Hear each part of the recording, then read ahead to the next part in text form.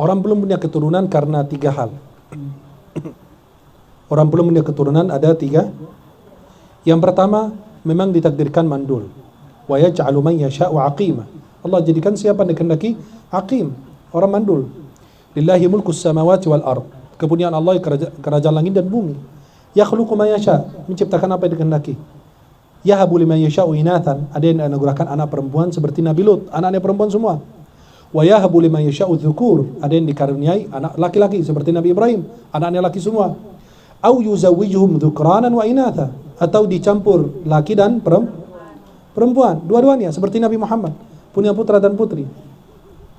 Wa yaj'alu man yasha'u aqima, ada yang dijadikan mandul biar menjadi contoh pelajaran bagi yang lain yang sudah punya anak bersyukur kepada Allah, yang lain mengharapkan dan lain sebagainya. Yang kedua, tapi bukan karena mandul atau ditakdirkan demikian berarti kita putus berdoa. Tidak, kita tetap berdoa. Nabi Zakaria udah tua baru punya anak. Nabi Ibrahim 90-an baru dikaruniai Ismail. Jelas? Nabi Ibrahim 90-an baru dikaruniai Ismail alaihissalam. Kemudian dari Ismail ada lahir juga Ishak, dari Ismail dari Hajar, Ishak dari Sarah, istrinya Nabi Ibrahim alaihissalam. Itu yang pertama, ditakdirkan mandul. Yang kedua, karena ada sesuatu yang harus diobati oleh medis.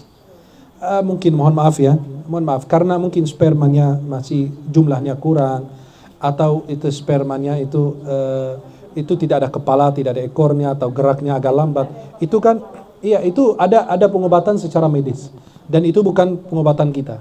Cuma hanya mendoakan, tapi obatnya sama dokter. Itu yang kedua. Yang ketiga, bisa jadi orang tidak punya keturunan karena diguna-guna, disihir. Gimana cara sihirnya? Orang iri, dengki, apalagi mungkin itu saingan atau ada punya jabatan atau usaha, dikirimkan sihir. Sihir itu, jin itu akan berada pada saat posisi sperma masuk. Pada saat sperma masuk dia dibunuh, sperma itu. Maka tidak bisa membuahi. Maka itu ada ruqyah yang kita lakukan untuk orang-orang seperti itu.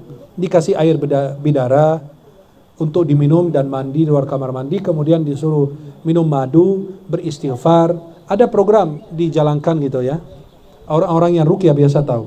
Ada program untuk istighfar karena dalam surat Nuh, faqultu astaghfiru rabbakum innahu kana ghaffara yursilis samaa 'alaikum midrara wa yumdidkum bi'amwalin wa banin. Ada orang datang kepada Al-Hasan Al-Basri mengadu, aku belum punya keturunan, kata beliau istighfar. Doakan hujan turun, istighfar. Doakan apa? Istighfar. Ketika ditanya kenapa, kan beliau mengatakan, Allah berfirman surat Nuh, ketika kalian beristighfar, Allah turunkan hujan, Allah berikan keturunan dan lain sebagainya. Kemudian istighfar, minum madu, dan madu itu campur dengan serbak kurma yang biasa dijual itu yang bubuk itu. Nah, bukan sari kurma. Itu ada bubuk dari kurma kecil itu. Itu kecil, nanti ana kasih lihat fotonya. Itu kecil begitu, kita campur dengan, saya praktikkan itu beberapa orang yang belum punya keturunan, kita campur dengan madu. Madu yang berkualitas bagus. Dicampur dengan madu, iya, madu bagus, Yaman dan lain. Itu dicampur 1, 2, 3 kotak sama madu. Nanti dicampur, diaduk, tapi jangan menggunakan sendok logam. Pakai kayu atau plastik. Jadi karena khasiat, dikatakan khasiat madu hilang ketika menggunakan sendok logam. Ya. Maka kenapa kalau digambar itu selalu pakai kayu? Nggak pernah pakai sendok karena dikatakan khasiatnya akan hilang. Kemudian nanti dibacakan ayat ruqyah dan ayat-ayat agar punya keturunan, dan orang itu bersama istrinya minum setiap hari.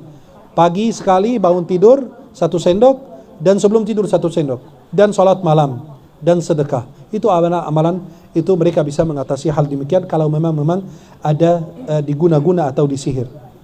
Dan yang Anda sebut dari kurma dan madu itu akan mempermudah sampai nanti meningkatkan kualitas sperma dan lain sebagainya. Itu insya Allah akan berhasil bagus. Kalau memang ada ya serbuk kurma itu, nanti saya akan kasih lihat fotonya. Ya, wallahu a'lam.